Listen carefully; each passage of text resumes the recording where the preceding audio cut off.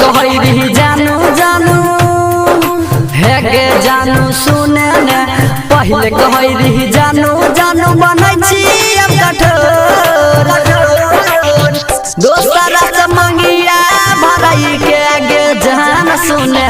चल जइबी ससुर के ओर दोसरा से मंगिया भराई के गे जान सुने चल जइबी ससुर के ओर मिक्स बाय डीजे राजेश रामश काला का हमारा होगा।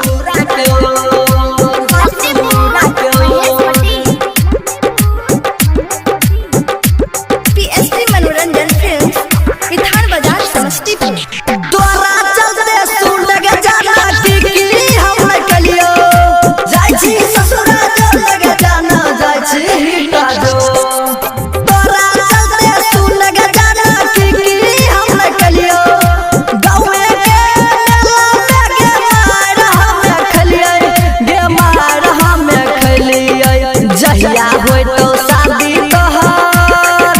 हे गे जान सुने ने जहिया होय तो शादी तोहर बातई चलो दोसरा से मंगिया भराई के गे जान सुने चल जइबी ससुर के ओर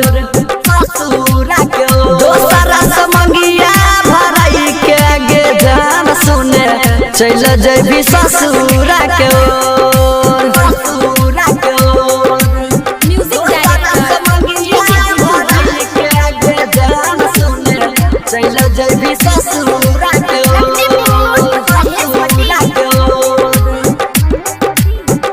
अभी आप सुन रहे हैं मैकेनिक स्टेशन से।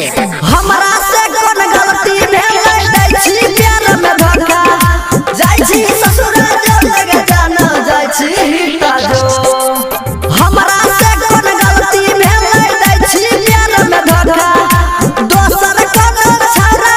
के दै छी गे मौका दै छी गे मौका पिंटू बी के बिहारी कहो हे गे जान सुन ले